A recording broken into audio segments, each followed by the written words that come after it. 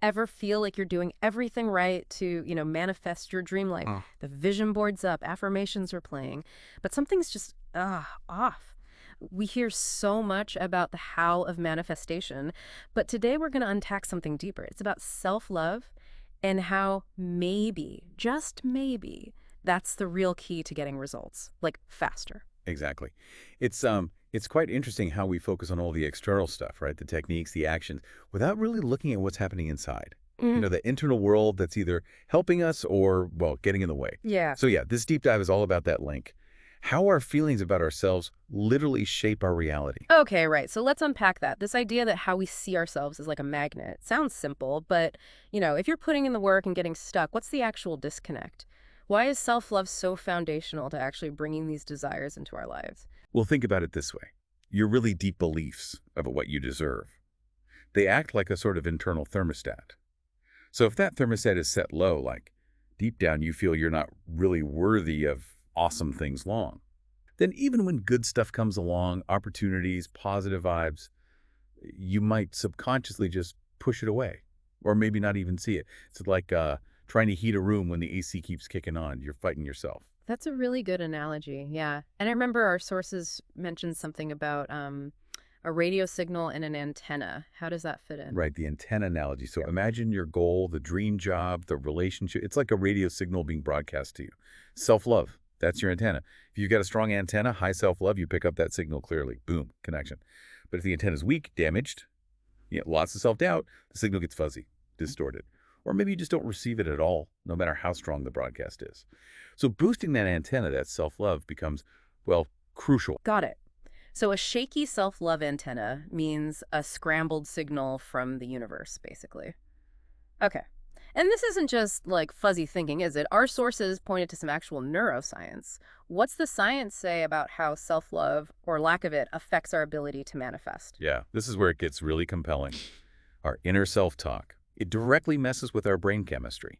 Research is showing that self-criticism actually triggers cortisol release. That's the stress hormone.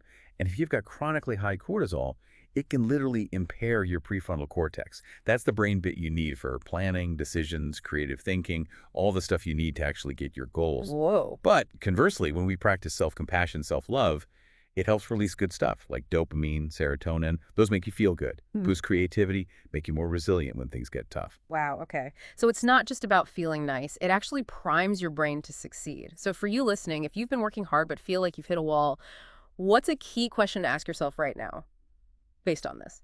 Yeah, this is a big one for everyone listening.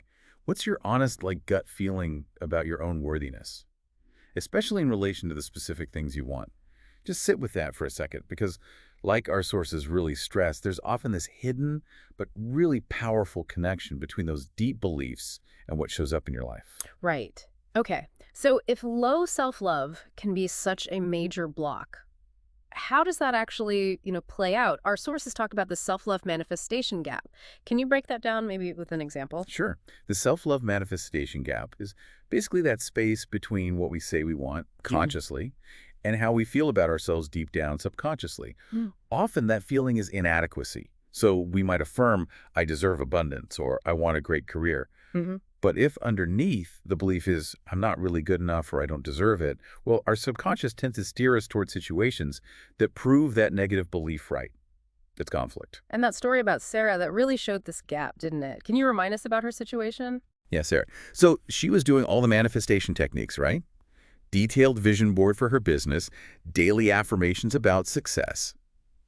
Seemed perfect on the surface. But whenever she looked in the mirror, she'd just zoom in on flaws. Or if she made a tiny mistake in her business plan, she'd just beat herself up.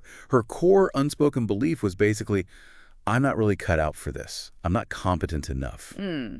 So what happened? Despite all the visualizing, she kept hitting setbacks, attracting clients who didn't value her work.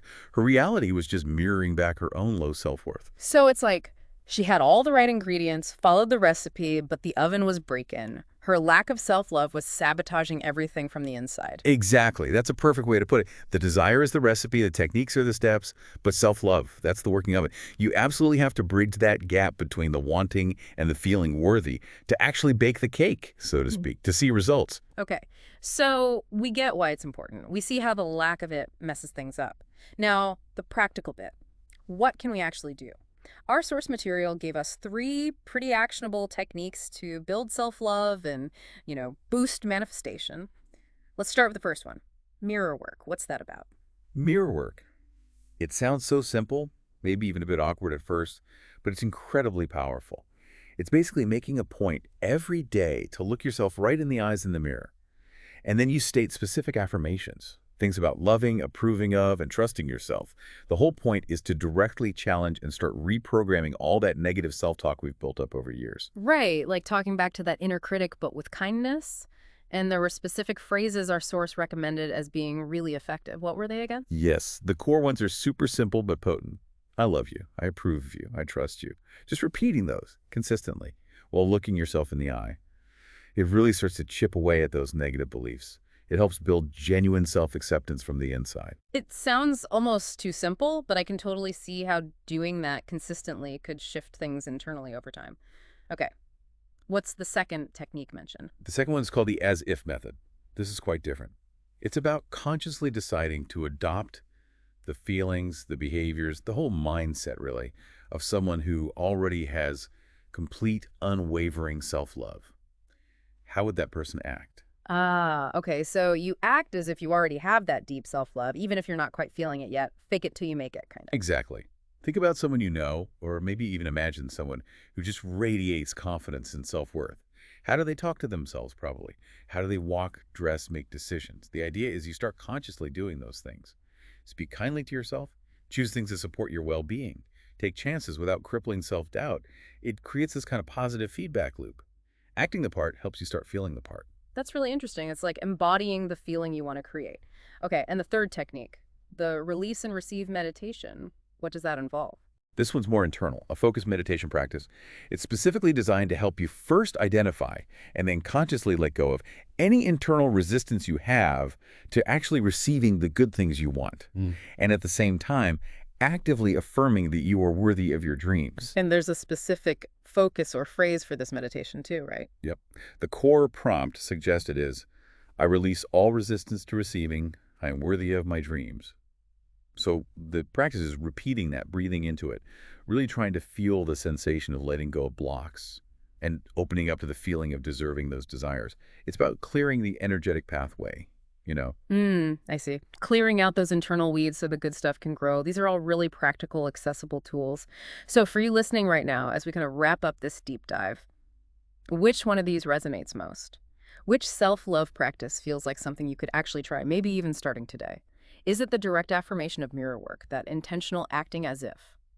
Or maybe the quieter work of the release and receive meditation? And just as you think about that, hold on to the main message here today, the depth of your self-love. Yeah. It really, truly has a direct impact on the kind of life you create for yourself. Yeah. The richness, the fulfillment, it's linked. Absolutely. So maybe just take that first step. Choose one practice. Even if it feels a bit weird or uncomfortable at first, start nurturing that inner sense of worthiness. You might actually be surprised how quickly things start shifting, how those dreams start feeling closer. We genuinely believe you can create the life you desire, and maybe it all starts with just a little more love for yourself. What will you try first?